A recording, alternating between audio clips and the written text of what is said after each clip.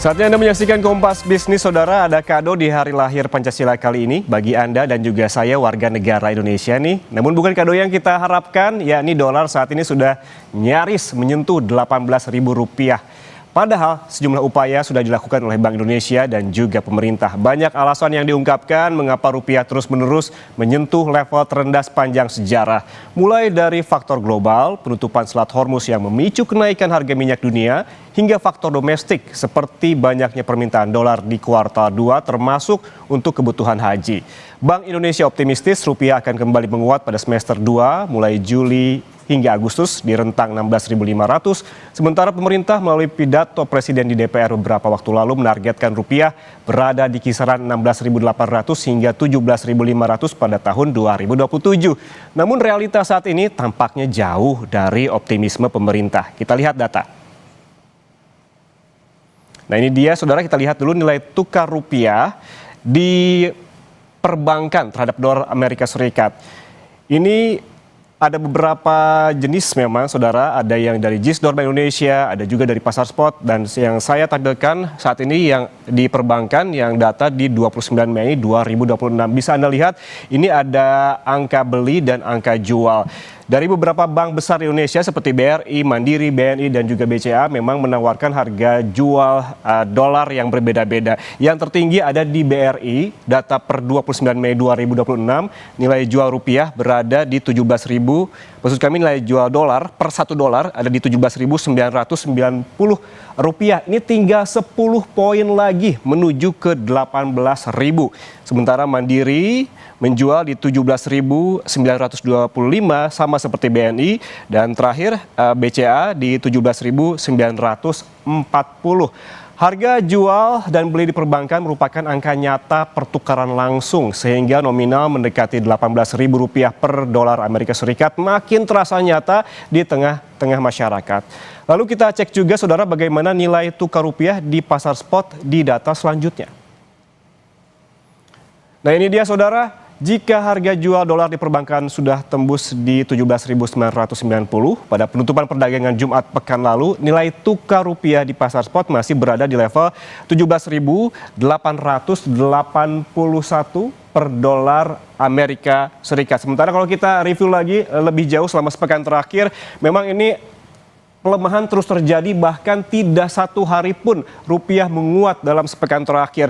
Kita lihat pada hari Senin, tepatnya pada tanggal 25 Mei, rupiah berada di 17.744, melemah lagi terhadap dolar Amerika Serikat di tanggal 26 Mei di 17.796, kembali melemah tipis di 27 Mei di angka 17.801, dan kembali melemah lagi begitu di 28 Mei di angka 17.846 per dolar Amerika Serikat. Bukan hanya terhadap dolar Amerika Serikat, Saudara, rupiah juga makin loyo menghadapi mata uang negara tetangga terdekat kita, Singapura, yang hampir tembus Rp14.000. Lalu upaya-upaya apa saja yang sudah dilakukan pemerintah dan juga Bank Indonesia untuk memperkuat rupiah? Kita ke data berikutnya. Ya, Saudara, beberapa upaya dilakukan oleh pemerintah diantaranya dengan mengaktifkan Bond Stabilization Fund. Intervensi ini dilakukan pada pasar obligasi demi menjaga tingkat imbal hasil dengan membeli SBN yang dilepas asing. Menteri Keuangan Purbaya Yudisadewa bilang mengalokasikan anggaran Rp2 triliun per hari untuk menjalankan skema ini. Strategi lainnya dari Menteri Keuangan adalah menyiapkan Pandabon atau penerbitan surat utang global berdenominasi renminbi di Tiongkok untuk mengurangi ketergantungan terhadap dolar Amerika Serikat. Upaya lainnya juga adalah pemerintah baru merilis beragam stimulus untuk semester 2 tahun 2026 dan diharapkan berdampak pada penguatan rupiah. Purbaya juga yakin rupiah akan kembali menguat seiring ekonomi domestik yang terus tumbuh. Berikut pernyataan lebih lengkap dari Purbaya Yudisadewa. We have calculated the depreciation of the rupiah at the close to the current level, so my budget is still okay even the rupiah is weakening to the current level. And theoretically, when you have a strong economy, your currency eventually will strengthen also, right? Now, I'm now focusing on making sure that domestic economy will continue to grow strong in the midterm, in the near term, and in the longer term, that will eventually strengthen the currency almost automatically, because I believe investor, especially FDI and foreign investor, will like to invest in a country where the country offers the most promising growth. In the region, we are growing much faster than many countries. Even in G20, we are number 2 after India. So our economic prospect is strong, and the weakening rupiah has not created a dampening effect on our economic activities. Ya, lalu dari sisi Bank Indonesia, apa saja yang sudah dilakukan? Kita lihat, saudara, ini selain meningkatkan suku bunga acuan menjadi 5,25%, BI juga telah menyiapkan 7 strategi penguatan rupiah. Di antaranya, saudara, yang pertama adalah memperkuat intervensi di sejumlah pusat keuangan global, kemudian optimalisasi instrumen moneter SRBI, ada juga stabilisasi pasar SBN, kemudian penguatan likuiditas perbankan, memperketat pembelian falas dalam negeri, dan juga memperkuat intervensi di pasar offshore, hingga meningkatkan pengawasan perbankan dan juga korporasi.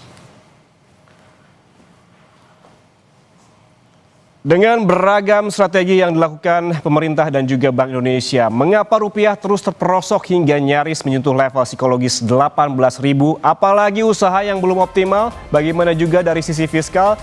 Usai jeda, saudara, rupiah terus melemah ke level terendah sepanjang sejarah. Berbagai upaya telah dilakukan oleh pemerintah dan juga Bank Indonesia. Namun tak cukup ampuh membuat rupiah perkasa. Apa yang masih kurang? Bagaimana juga dari sisi fiskal? Kita bahas bersama Teguh Rifki, peneliti di Lembaga Pendidikan Ekonomi dan Masyarakat LPEM Fakultas Ekonomi dan Bisnis Universitas Indonesia. Mas Teguh, selamat pagi. Mas Teguh?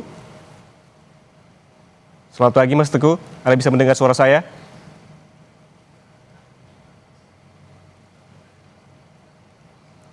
Mas Teguh?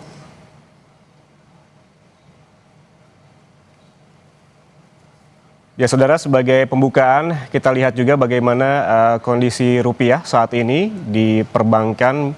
Ada beberapa angka yang memang ditawarkan begitu oleh sejumlah bank di Indonesia, bank besar. Ada BRI, Mandiri, BNI, dan juga BCA, di mana harga tertinggi ditawarkan oleh BRI di angka 17.990, artinya ini masih ada 10 poin lagi menuju ke 18.000. Dan sementara di BCA itu di angka 17.940. Sementara di dua bank yaitu Mandiri dan juga BNI, angka penjualan masih juga di atas 17.800. Kita kembali sapa Teguh Rifki, peneliti di Lembaga Pendidikan Ekonomi dan Masyarakat LPEM Fakultas Ekonomi dan Bisnis UI. Mas Teguh, selamat pagi. Pagi, Mas, apa kabar? Kabar baik. Mas Teguh, ini melawan dolar Amerika Serikat, rupiah tak henti-hentinya terperosok dan juga menjadi kekhawatiran banyak pihak, masyarakat begitu termasuk. Ini terus-menerus jatuh di level terendah sepanjang sejarah. Apa sebetulnya akar masalahnya, Mas Teguh? Ya, kalau dilihat dari akar masalah sebetulnya ada dua. Satu adalah dari sisi eksternal. Kita kan belakangan ini menghadapi konflik geopolitik ya di Timur Tengah. Nah, ini membuat tekanan terhadap nilai tukar banyak negara berkembang termasuk Indonesia karena adanya flight to safety dari mata uang US dollar ke negara-negara maju. Itu satu. Tapi yang kedua, ini yang mungkin lebih besar peranannya adalah faktor domestik, di mana postur fiskal kita ini semakin menyempit. Lalu juga kita lihat belakangan banyak kebijakan-kebijakan pemerintah yang memang tidak terlalu kondusif untuk dunia swasta, misalnya pembentukan badan ekspor. Nah, ini yang membuat kemudian investor-investor itu tidak terlalu confident dengan outlook perekonomian Indonesia, sehingga ini mendorong terjadinya capital outflow lebih lanjut yang membuat pelemahan rupiah ini terus berlanjut.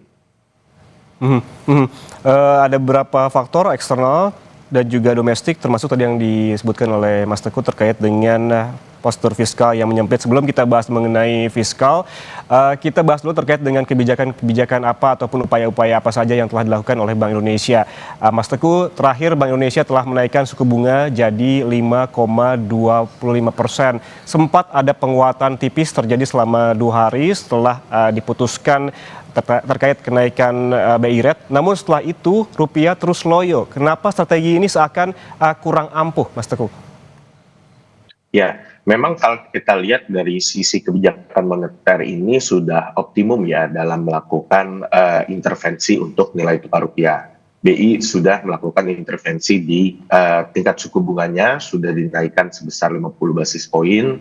Selain itu juga dari sebelumnya BI sudah banyak sekali menggunakan cadangan devisanya untuk melakukan intervensi di pasar DNDF, pasar NDF, dan juga pasar SRBI yang paling tidak dalam 4 bulan terakhir ini sudah menggunakan cadangan devisa hingga 10 miliar US dollar. Artinya dari sisi moneter ini sebetulnya sudah optimum melakukan usaha stabilisasi nilai tukar rupiah.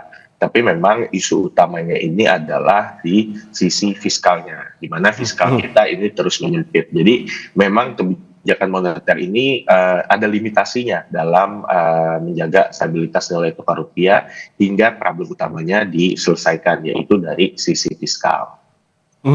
Berarti dari sisi moneter sudah optimum, namun kita belum bahas begitu ya terkait dengan sisi fiskalnya. Sebelumnya, Mas Teguh, ini ada optimisme dari Bank Indonesia yang bilang rupiah akan menguat pada kuartal 3, artinya tinggal 1 bulan lagi. Apakah menurut Anda masuk akal dengan kondisi saat ini, termasuk juga ada pengaruh eksternal tadi yang disebutkan oleh Mas Teguh? Ya, memang kalau kita lihat di kuartal 3 mungkin ada beberapa faktor yang menyebabkan tekanan terhadap rupiah ini bisa berkurang ya. Salah satunya adalah ada potensi tensi geopolitik di Timur Tengah ini bisa mereda di kuartal 3. Tapi memang ketidakpastiannya itu masih sangat tinggi. Kedua, ini memang juga ada faktor dari lewatnya musim haji gitu. Karena saat musim haji ini kan demand terhadap foreign currency itu meningkat. Jadi memang ada tekanan dari situ juga di triwulan 2 saat ini. Dan terakhir ini mungkin juga melewati fase pembagian dividen. Biasanya itu tekanan terhadap rupiah cenderung melemah. Tapi kita perlu lihat lagi nanti kalau memang tekanan utamanya berasal dari sisi fiskal dan ini masih belum tersolve juga di kuartal 3, nampaknya masih akan berlanjut pelemahan rupiah. Tapi memang ada beberapa faktor yang sudah tapering off di kuartal 3 nanti.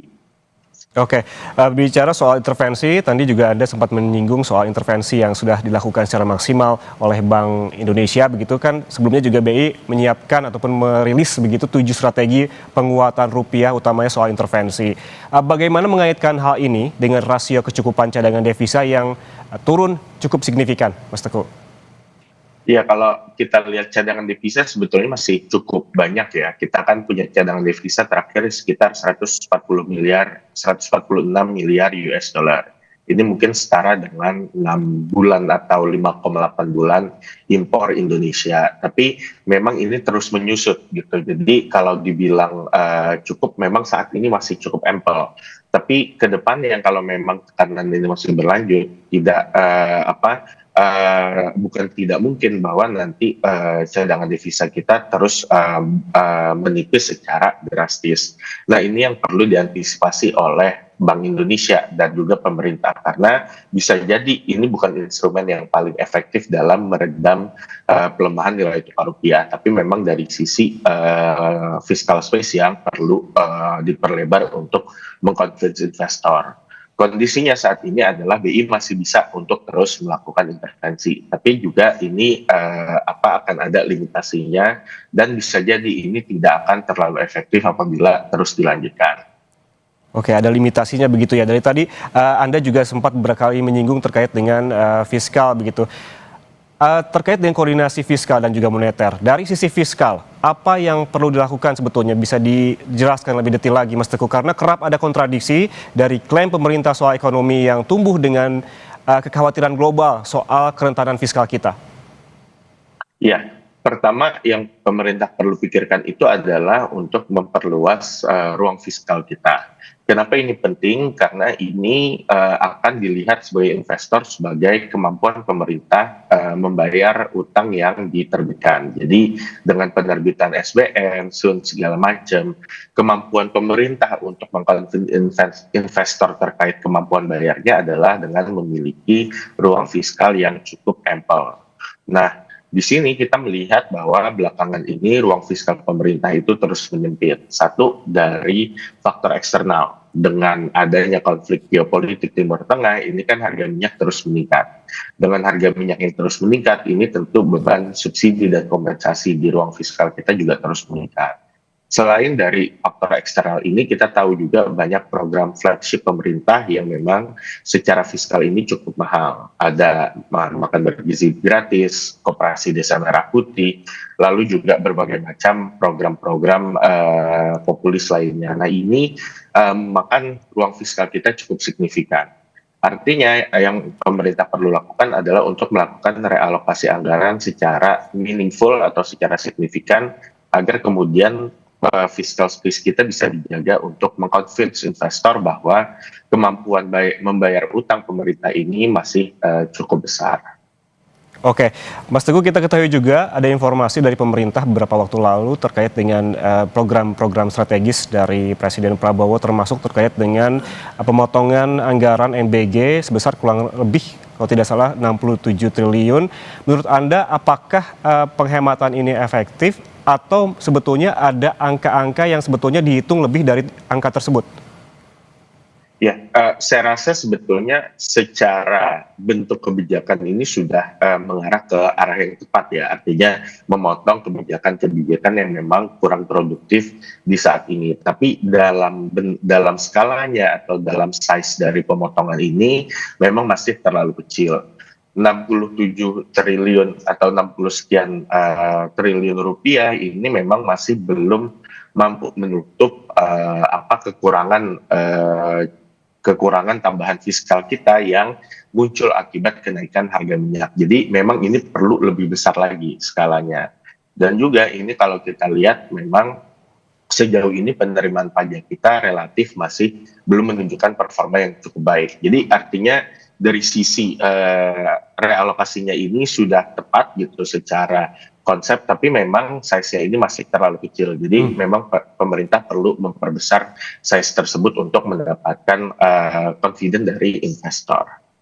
Oke, Mas Teguh, target dari Presiden Prabowo rupiah di tahun 2027 adalah di kisaran 16.800 hingga 17.500 begitu.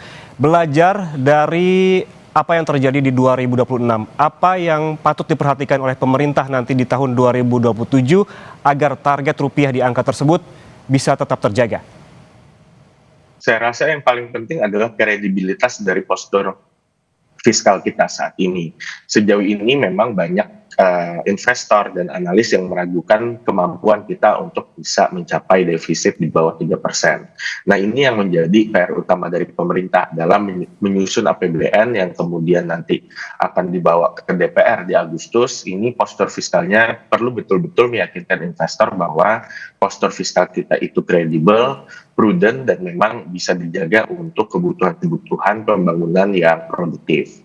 Kalau ini tidak bisa dilakukan atau misalnya investor tidak convince dengan postur fiskal kita di tahun 2027, saya rasa arus modal keluar ini akan terus berlanjut. Dan ini akan membuat semakin sulit mencapai target nilai tukar di APBN 2027 nantinya. Berarti yang perlu diperhatikan adalah dan perlu dipelajari begitu yang terjadi di tahun 2026 adalah soal kredibilitas postur APBN. Kemudian kalau kita tarik lagi ke upaya-upaya pemerintah lainnya, Mas Teguh, ada juga seperti mengaktifkan Bond Stabilization Fund atau BSF dan juga ada soal Panda Bond. Apakah menurut Anda seberapa besar ini pengaruhnya terhadap penguatan atau paling tidak menstabilkan rupiah? Saya rasa to some extent akan ada pengaruh ya, terutama di instrumen surat utang kita gitu. Tapi stabilisasi bonds ini memang hanya akan memperlambat arus modal keluar, tidak akan secara signifikan menahan atau bahkan menarik kembali modal masuk. Jadi memang ini tidak terlalu efektif dalam framework mendorong penguatan nilai tukar rupiah. Paling jauh ini hanya akan bisa menjaga imbal hasil surat utang kita itu relatif stabil. Tapi dalam meng-attract investor, saya rasa ini bukan instrumen utama yang dibutuhkan selain dari realokasi postur fiskal secara signifikan. Jadi issuance ini sih sebetulnya fine-fine aja gitu dan akan ada dampaknya. Tapi memang bukan menjadi stimulus utama dalam mendorong penguatan rupiah nantinya. Oke, bukan stimulus utama dan juga tidak bisa secara signifikan gitu memperkuat rupiah. Ada juga kebijakan yang jadi perhatian begitu dari Bank Indonesia ini terkait soal percepatan transaksi mata uang lokal khususnya dengan Tiongkok. Transaksi langsung rupiah yuan ini seberapa besar juga akan mengurangi ketergantungan terhadap dolar Amerika Serikat? Saya rasa memang penggunaan dolar US ini masih belum tergantikan ya, karena kan ini masih menjadi main currency secara global. Tapi penggunaan local currency dengan China atau Tiongkok ini bisa jadi cukup signifikan karena memang China ini adalah partner dagang utama kita, baik dari sisi ekspor maupun impor, sehingga kemudian akan mengurangi permintaan terhadap US dollar. Tapi ini pun memang juga bukan menjadi satu-satunya resep yang bisa diandalkan untuk kemudian mengembalikan rupiah ke dalam tren penguatannya. Tapi saya rasa ini semua kalau digabung memang menjadi inisiatif yang cukup baik gitu. Hanya saja memang ini tetap perlu disempurnakan dengan realokasi fiskal tadi. Oke, Mas Teguh terakhir ini banyak juga pertanyaan dari warga yang kerap keluar negeri begitu, terutama ke negara tetangga kita, ke Singapura dan juga ke Malaysia. Mengapa rupiah bukan hanya terhadap dolar Amerika Serikat tetapi juga tertekan terhadap mata uang negara tetangga seperti dolar Singapura yang bahkan sudah menyentuh 14.000 dan juga ringgit Malaysia yang kalau tidak salah menyentuh 4.500. Mengapa demikian, Mas Teguh? Iya, memang ini menunjukkan bahwa isunya itu adalah lebih ke arah kondisi domestik Indonesia. Jadi bukan secara eksternal dari tensi geopolitik. Karena kalau hanya dari tensi geopolitik, harusnya mata uang semua negara berkembang itu melemah dalam magnitudo yang sama. Tapi kalau Indonesia ini melemahnya lebih parah dari yang lain dan bahkan melemah terhadap mata uang negara tetangga, artinya memang ada isu domestik yang membuat investor ini melakukan capital outflow dari Indonesia. Dan capital outflow ini tidak hanya terjadi di US dollar, capital outflow ini terjadi di Singapore dollar dan Malaysian ringgit, sehingga ini membuat memang kita ini terus mengalami pelemahan. Artinya ini memverifikasi kurang lebih bahwa isu utama yang kita hadapi saat ini itu adalah dari sisi domestik, terutama dari sisi fiskal tadi, karena memang moneternya ini sudah terus-menerus melakukan intervensi, tapi memang masih belum menunjukkan arah efektivitas yang cukup signifikan. Oke, artinya kalau kita melihat bagaimana rupiah tertekan bukan hanya terhadap dolar Amerika Serikat, tetapi juga terhadap dolar Singapura dan juga ringgit Malaysia. Ini mencerminkan kondisi domestik, terutama soal fiskal, begitu dari sisi fiskal, karena dari segi moneter beragam upaya sudah maksimal dilakukan oleh Bank Indonesia. Terima kasih Teguh Rifki, peneliti di Lembaga Pendidikan Ekonomi dan Masyarakat LPM FEB UI, atas waktunya bersama kami di Kompas Bisnis. Sehat selalu, Mas. Terima kasih Mas, sehat selalu.